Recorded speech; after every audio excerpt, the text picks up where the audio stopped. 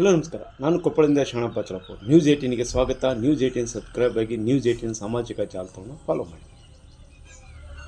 ಸಾಮಾನ್ಯವಾಗಿ ಕಡು ಬೇಸಿಗೆಯಲ್ಲಿ ಕೊಪ್ಪಳ ಜಿಲ್ಲೆ ತತ್ತರಿಸಿಹೋಗ್ತಾ ಇದೆ. ಅದರಲ್ಲೂ ಇದು ಬಿಸಿಲು ನಾಡು.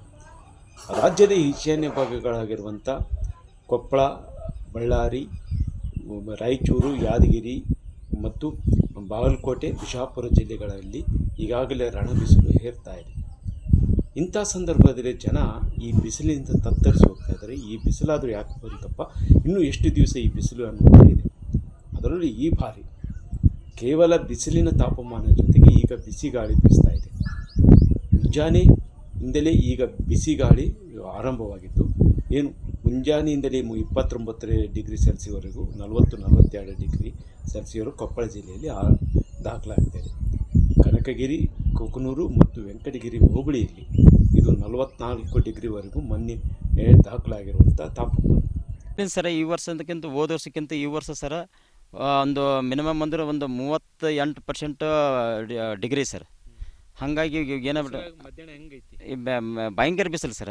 ಒಟ್ಟು ಸುಡ ಭಯಂಕರ ಒಂಥರ ಉಗಿ ಜಮೀನು ಯಾವಾಗ ಎಷ್ಟೇ ನೀರು ಬಿಟ್ರೆ ಗಿಡಗಳು ಬಾಳಿದಂಗೆ ಆಗ್ಬಿಟ್ಟು ಸರ್. ಅದು ಮನೆಗಿದ್ರೆ ಅರ್ಜಳ ಸರ್. ಎಲ್ಲ ನೀರು ಎಲ್ಲ ಕುದ್ದು ಹೋಗ್ಬಿಡ್ತೀವಿ. ಅದ್ರಾಗ ಗಾಳಿ ಆಡಂಗಿಲ್ಲ. ಎಟ್ಟತ್ತಿದ್ರು ಗಾಳಿ ಗಿಡದ ಅಮ್ಮನಕ್ಕೆ ಬರ್ಬೇಕು ನಾವು. ಎಟ್ಟತ್ತಿದ್ರೆ ಬಿಸಿಲು ಡಿಗ್ರಿ ಜಾಸ್ತಿ ಐತೆ ಸರ್. ಈ ತಾಪಮಾನಕ್ಕೆ ಎಲ್ಲಾದರೂ ಒಂದು ಕಡೆ ನೆರಳಿನಲ್ಲಿ ಕುಳಿತುಕೊಳ್ಳಲು ಸಹ ಈ ಬಿಸಿ ಗಾಳಿಯಿಂದಾಗಿ ಜನ ತತ್ತರಿಸಿ ಹೋಗ್ತಾ ಇದ್ದಾರೆ. ಅದರಲ್ಲೂ ಮಕ್ಕಳು ಮತ್ತು ವೃದ್ಧರಿಗೆ ಈ ಬಿಸಿ ಗಾಳಿಯ ತಾಪಮಾನ ಸಾಕಷ್ಟು ಆರೋಗ್ಯ ಸಮಸ್ಯೆಯನ್ನು ಉಂಟು ಮಾಡ್ತಾ ಇದೆ. ಈ ನಿಟ್ಟಿನಲ್ಲಿ ಕೊಪ್ಪಳ ಜಿಲ್ಲಾಡಳಿತ ಸಹ ಒಂದಿಷ್ಟು ಸೂಚನೆ ನೀಡಿದೆ. ಏನು ಜಿಲ್ಲಾ ಆರೋಗ್ಯ ಮತ್ತು ಕುಟುಂಬ ಕಲ್ಯಾಣ ಇವರು ಒಂದಿಷ್ಟು ರಕ್ಷಣೆಗಾಗಿ ಒಂದಿಷ್ಟು ಕ್ರಮಗಾಗಿ ಕೈಗೊಳ್ಳಿ ಅನ್ನುವಂಥ ಮಾತನ್ನು ಹೇಳ್ತಾರೆ. ಅವರು ಹೇಳುವ ಪ್ರಕಾರ ತೆಳುವಾದ ಬಟ್ಟೆಯನ್ನು ಧರಿಸಬೇಕು. ಅವಶ್ಯವಿದ್ದರೆ ಮಾತ್ರ 11ರಿಂದ 4 ಗಂಟೆವರೆಗೂ ಸಹ ಹೊರಗೆ ಹೋಗ್ರಿ. ಇಲ್ಲದಿದ್ದರೆ ಮನೆಯಲ್ಲೇ ಒಂದಿಷ್ಟು ತಂಪಾದ ಸ್ಥಳದಲ್ಲಿ ಕೂತ್ಕೊಳ್ಳಿ ಅನ್ನುವಂಥದ್ದು ಇದೆ. ಜೊತೆಗೂ ಮಿತವಾದ ಆಹಾರ, ಅದರ ಜೊತೆಗೆ ಆಗಾಗ ನೀರು, ಬಾಯಾರಿಕೆ ಆಗದೇ ಇದ್ದರೂ ಸಹ ಆಗಾಗ ನೀರನ್ನು ಕುಡಿದು ಆರೋಗ್ಯ ಸಮಸ್ಯೆಯನ್ನು ತೆಗೆದುಕೊಂಡ್ರೆ. ಜೊತೆಗೆ ಕೊಪ್ಪಳ ಜಿಲ್ಲಾಡಳಿತದಿಂದ ಜಿಲ್ಲಾ ಆಸ್ಪತ್ರೆಯಲ್ಲಿ ಹೀಟ್ ವೇವ್ ಏನು ಸನ್ಸ್ಟ್ರೋಕ್ ಆಗಿದ್ರೆ ಅವುಗಳನ್ನು ಚಿಕಿತ್ಸೆಗಾಗಿ ಒಂದು ವಾರ್ಡನ್ನು ಸಹ ಈಗಾಗಲೇ ಆರಂಭ ಮಾಡಿದೆ. ಸೊ ಈಗಾಗಲೇ ಮಾರ್ಚ್ ಪ್ರಾರಂಭದಿಂದ ಈಗಾಗಲೇ ಬಿಸಿಲಿನ ಬೇಗೆ ಎಲ್ಲ ಕಡೆಯೂ ಬರ್ತಾ ಇದೆ. ಬಟ್ ಅದು ನಮ್ಮ ಕಡೆಯಲ್ಲಿ ಇನ್ನೂ ಹೆಚ್ಚಿನ ತಾಪಮಾನ ಜಾಸ್ತಿ ಆಗಿದೆ ಅಂತಕ್ಕಂಥದ್ದು ಎಲ್ಲರಿಗೂ ಗೊತ್ತಿರ್ತಕ್ಕಂಥ ವಿಷಯ. ಸೊ ಇಂತಹ ಬಿಸಿಲಿನ ಬೇಗೆಯಲ್ಲಿ ನಾವು ಕೆಲವೊಂದು ಮುಂಜಾಗ್ರತೆ ಕ್ರಮಗಳನ್ನು ಕೈಗೊಳ್ಳಬೇಕಾಗತ್ತೆ. ಸೊ ಆ ನಿಟ್ಟಿನಲ್ಲಿ ಈಗಾಗಲೇ ನಾವು ನಮ್ಮ ಇಲಾಖೆ ಎಲ್ಲ ಅಧಿಕಾರಿ ಸಿಬ್ಬಂದಿ ವರ್ಗದವರಿಗೆ, ಜನಸಾಮಾನ್ಯರಿಗೆ ಮಾಹಿತಿ ನೀಡಲಿಕ್ಕೆ ತಿಳಿಸಿದ್ದೀವಿ. ಸೊ ಅದರಂತೆ ನಾವೇನು ಕ್ರಮಗಳನ್ನು ಕೈಗೊಳ್ಳಬೇಕು ಅಂತ ಹೇಳಿ. ಸೊ ಹೊರಗಡೆ ಹೋಗಬೇಕು ಅಂತಂತಂದರೆ ಆದಷ್ಟು ನಮ್ಮ ಕೆಲಸ ಕಾರ್ಯಗಳನ್ನು ಮಾರ್ನಿಂಗ್ ಅವರ್ಸಲ್ಲೇ ಮಾಡ್ಕೋಬೇಕಂತ ಸಲಹೆಗಳನ್ನು ನಾವು ನೀಡ್ತೀವಿ. ಯಾಕಂದರೆ ಈ ಬಿಸಿಲಿನಲ್ಲಿ 11 ಗಂಟೆ ಮೇಲೆ ಹೋದಾಗ ಆಗ್ತಕ್ಕಂಥ ತೊಂದರೆಗಳನ್ನು ತಡೆಗಟ್ಟಲಿಕ್ಕೆ. ಸೊ ಸಾಮಾನ್ಯವಾಗಿ ಹೈಡ್ರೇಷನ್ ಮೇಂಟೈನ್ ಮಾಡಬೇಕು ಅಂತ ಹೇಳ್ತೀವಿ ನಾವು. ಸೊ ಡಿಹೈಡ್ರೇಷನ್ ಎಫೆಕ್ಟ್ ಏನಾಗುತ್ತೆ, ಡ್ಯೂ ಟು ಸಮ್ಮರಲ್ಲಿ ಆಗ್ತಕ್ಕಂತಹ ತಾಪಮಾನದಿಂದ ತೊಂದರೆಗಳು, ಕೆಲವರಿಗೆ ಹೀಟ್ ಸ್ಟ್ರೋಕ್ ಆಗ್ಬೋದು. ಸೊ ಅಂತಹ ಸಮಸ್ಯೆಗಳನ್ನು ತಪ್ಪಿಸ್ಲಿಕ್ಕೆ ಈಗೇನೆಂದರೆ ಬೆಳಗಿನ ಹೊತ್ತನೇ ಕೆಲಸ ಮಾಡಿರಿ, ಆದಷ್ಟು ಮಧ್ಯಾಹ್ನ ಸಾಯಂಕಾಲದ ಕಡೆ 4 ಗಂಟೆ ಮೇಲೆ ಹೊರಗಿನ ಕೆಲಸಗಳನ್ನು ಮಾಡಿರಿ ಅಂಥೇಳಿ. ಅಕಸ್ಮಾತ್ ಕೆಲಸ ಮಾಡಬೇಕಾದಂತಹ ಅನಿವಾರ್ಯತೆಗಳಿದ್ರೂ ಸೊ ಅಂಥ ಸಂದರ್ಭದಲ್ಲಿ ನಾವು ಹೆಚ್ಚಿನ ನೀರಿನ ಪ್ರಮಾಣವನ್ನು, ನಾವು ಕುಡಿಯೋ ನೀರನ್ನು ಜಾಸ್ತಿ ಬಳಸಬೇಕು ಅಂಥೇಳಿ. ಸೊ ಬಿಸಿಲಿನಗಾಲದಲ್ಲಿ ಬಿಸಿಲಿನ ತಾಪಮಾನ ಜಾಸ್ತಿ ಇರೋದ್ರಿಂದ ಹೊರಗಡೆ ಬರೀ ಕಾಲಲ್ಲಿಯೂ ಹೋಗ್ತಕ್ಕಂಥದ್ದು ಹವ್ಯಾಸಗಳಿದ್ದಂಥವ್ರು ಅದನ್ನು ಅವಾಯ್ಡ್ ಮಾಡಬೇಕು. ಆದಷ್ಟು ತೆಳುವಾದ ಬಟ್ಟೆಗಳನ್ನು, ಸೊ ಎಲ್ಲಿ ನೀರಿನ ಅಂಶ ಇರ್ತಕ್ಕಂಥ ಹಣ್ಣುಗಳು ಅಥವಾ ತರಕಾರಿಗಳು, ಸೊ ಅಂಥದನ್ನು ಯಥೇಚ್ಛವಾಗಿ ನಾವು ಸೇವನೆ ಮಾಡೋದ್ರಿಂದ ಸೊ ಏನಾಗುತ್ತೆ, ಈ ಬಿಸಿಲಿನ ಬೇಗೆಯಲ್ಲಿ ಡಿಹೈಡ್ರೇಷನ್ ಆದಾಗ ಡಿಹೈಡ್ರೇಷನ್ ಎಫೆಕ್ಟ್ಸ್ ಏನಾಗುತ್ತೋ ಅದು ಎಲ್ಲ ಹಂತದಲ್ಲೂ ಎಲ್ಲ ಸೆಲ್ಗಳಿಗೆ, ಜೀವಕೋಶಗಳಿಗೆ ಆಗುತ್ತೆ. ಸೊ ಈ ಸಂದರ್ಭದಲ್ಲಿ ಏನಾಗುತ್ತೆ, ಎಸ್ಪೆಷಲಿ ನ್ಯೂರಾನ್ಸ್ ಅಂತ ಹೇಳ್ತೀವಿ, ಸೆಂಟ್ರಲ್ ನರ್ವಸ್ ಸಿಸ್ಟಮಲ್ಲಿ ಅದ್ರದ್ದು ಎಫೆಕ್ಟ್ ಏನಾದರೂ ಆಯಿತು ಅಂದರೆ ಹೀಟ್ ಸ್ಟ್ರೋಕ್ ಆಗುತ್ತೆ ಡಿಹೈಡ್ರೇಷನಿಂದ. ಸೊ ಆ ನಿಟ್ಟಿನಲ್ಲಿ ಏನಾಗುತ್ತೆ, ಅದರಿಂದ ಆಗ್ತಕ್ಕಂತಹ ದುಷ್ಪರಿಣಾಮಗಳು ಏನಿದೆಯಲ್ಲ, ನರಮಂಡಲದ ಮೇಲೆ ಆಗ್ತಕ್ಕಂಥ ದುಷ್ಪರಿಣಾಮಗಳಿಂದ ಜನರಿಗೆ ಆರೋಗ್ಯಕ್ಕೆ ಬಹಳ ದಿನಗಳ ಕಾಲ ತೊಂದರೆಗಳಿಗೆ ಸಿಗುತ್ತಕ್ಕಂತಹ ಸಮಸ್ಯೆಗಳು ಬರ್ಬೋದು.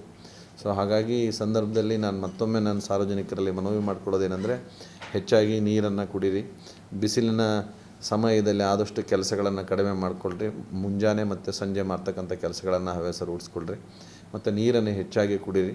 ತೆಳುವಾದ ಬಟ್ಟೆಗಳನ್ನು ಹಾಕ್ಕೊಳ್ರಿ ಅಂತ ಹೇಳಿ ಈ ಸಂದರ್ಭದಲ್ಲಿ ನಾನು ಸಾರ್ವಜನಿಕರಲ್ಲಿ ಮನವಿ ಮಾಡಿಕೊಳ್ತೀನಿ. ಇದರ ಜೊತೆಗೆ ಈಗ ಜಿಲ್ಲಾಡಳಿತದಿಂದಲೂ ಅಥವಾ ಈಶಾನ್ಯ ಭಾಗದಲ್ಲಿ ಈಗಾಗಲೇ ಸರ್ಕಾರಿ ಕಚೇರಿಗಳ ಸಮಯವನ್ನು ಬದಲಿ ಮಾಡಿದರೆ ಮುಂಜಾನೆ 8ರಿಂದ 1:30ವರೆಗೂ ಸರ್ಕಾರಿ ಕಚೇರಿ ಇದೆ. ಆ ಅವಧಿಯಲ್ಲಿ ಈಗ ಅಧಿಕಾರಿಗಳು ಬರೋದು ಕಡಿಮೆ ಆಗಿದ್ರು ಸಹ ಈ ನಿಟ್ಟಿನಲ್ಲಿ ಜಿಲ್ಲಾಧಿಕಾರಿ ಕೆಲಸ ಮಾಡ್ತಾ ಇದ್ದಾರೆ ಒಂದು ಕಡೆ.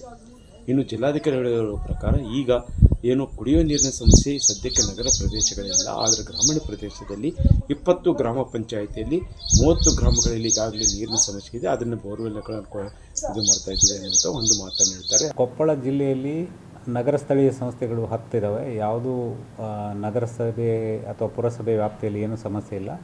ಬಟ್ ಗ್ರಾಮೀಣ ಪ್ರದೇಶದಲ್ಲಿ ಸುಮಾರು 20 ಗ್ರಾಮ ಪಂಚಾಯಿತಿಗಳ 30 ಗ್ರಾಮಗಳಲ್ಲಿ ನೀರಿನ ಸಮಸ್ಯೆ ಈಗ ಉದ್ಭವಿಸಿದೆ. ಹಾಗಾಗಿ 39 ಖಾಸಗಿ ಬೋರ್ವೆಲ್ಗಳನ್ನು ನಾವು ಬಾಡಿಗೆ ಪಡೆದು ನೀರನ್ನು ಸರಬರಾಜು ಮಾಡ್ತಾಯಿದ್ವಿ. ಒಟ್ಟಾರೆ ಜೂನ್ ಅಂತ್ಯದವರೆಗೆ 133 ಗ್ರಾಮಗಳಲ್ಲಿ ನಮಗೆ ಸಮಸ್ಯೆ ಆಗ್ಬೋದು ಅಂತ ಒಂದು ಪಟ್ಟಿಯನ್ನು ಮಾಡಿಕೊಂಡು ಅದಕ್ಕೆ ಕ್ರಿಯಾ ಯೋಜನೆಯನ್ನು ಮಾಡಿಕೊಂಡು ಕ್ರಮಗಳನ್ನು ವಹಿಸ್ತಾ ಇದ್ದೀವಿ. ಮತ್ತು ಹೆಲ್ಪ್ಲೈನ್ಗಳನ್ನು ತೆರೆಯಲಾಗಿದೆ.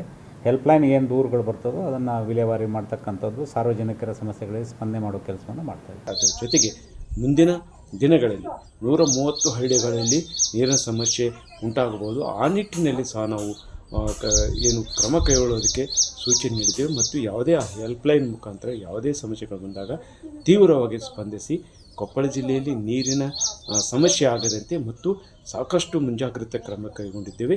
ಈ ಮಧ್ಯೆ ಏನು ಐತಿಹಾಸಿಕ ಮತ್ತು ಧಾರ್ಮಿಕ ಪ್ರಮುಖ ಕೇಂದ್ರವಾಗಿದ್ದು ವಿಶ್ವಕ್ಕಾಗಿರುವಂಥ ಅಂಜನಾದ್ರಿಯಲ್ಲಿ ಏನು ಭಕ್ತರಿಗೆ, ಯಾಕಂದರೆ ಅದು 575 ಮೆಟ್ಟಲನ್ನೇ ಏರ್ಕೊಂಡು ಅಲ್ಲಿ ಹೋಗಬೇಕಾದ ಅನಿವಾರ್ಯತೆ ಇತ್ತು. ಆ ಸಂದರ್ಭದಲ್ಲಿ ಸಾಕಷ್ಟು ಜನಕ್ಕೆ ಆಯಾಸವಾಗಿ ಮತ್ತು ಒಂದಿಷ್ಟು ಜನ ಅಲ್ಲಿ ಕಳೆದ ಒಂದು ಸ್ವಲ್ಪ ದಿವಸದಲ್ಲಿ 2-3 ಸಾವನ್ನಪ್ಪಿರುವಂಥ ಕಾರಣಕ್ಕಾಗಿ ಈಗ 11ರಿಂದ 4 ಗಂಟೆವರೆಗೂ ಅಲ್ಲಿ ಭಕ್ತರಿಗೆ ದರ್ಶನಕ್ಕೆ ಅಂದರೆ ಬೆಟ್ಟ ಏರೋದಕ್ಕೆ ನಿರ್ಬಂಧ ಹೇರಿದ್ದಾರೆ. ಒಟ್ಟಾರೆಯಾಗಿ ಹೇಳೋದಾದರೆ ಈ ಏನು ಇನ್ನೂ ಜೂನ್ ಮೊದಲ ವಾರದವರೆಗೂ ಸಹ ಬಿಸಿಲಿನ ರಣಬಿಸಿಲು ಇದೆ. ಈ ಬಿಸಿಲಿನಲ್ಲಿ ಜನ ತತ್ತರಿಸಿ ಹೋಗುವಂಥ ಮಾಡಿದೆ. ಈ ನಿಟ್ಟಿನಲ್ಲಿ ಜನರು ಸಹ ಮುಂಜಾಗ್ರತೆ ವಹಿಸಬೇಕು ಅನ್ನೋದು ಎಲ್ಲರ ಅಭಿಪ್ರಾಯವಾಗಿದೆ. ಶರಣಪ್ಪ ಬಚ್ಚಲಾಪುರ್, ನ್ಯೂಸ್ 18 ಕೊಪ್ಪಳ. ನಿರ್ಭೀತ, ನಿಷ್ಪಕ್ಷಪಾತ, ವಿಶ್ವಾಸಾರ್ಹ ಸುದ್ದಿಗಳಿಗೆ ಮತ್ತೊಂದು ಹೆಸರಾಗಿರುವಂತ ನ್ಯೂಸ್ 18 ಕನ್ನಡ ಈಗ ಆಪ್ನಲ್ಲೂ ಲಭ್ಯವಿದೆ. ದಯವಿಟ್ಟು ಇಲ್ಲಿರುವಂತ QR ಕೋಡ್ ಸ್ಕ್ಯಾನ್ ಮಾಡಿಕೊಂಡು ಆಪ್ ಡೌನ್ಲೋಡ್ ಮಾಡೋದಕ್ಕೆ ಮರಿಬೇಡಿ.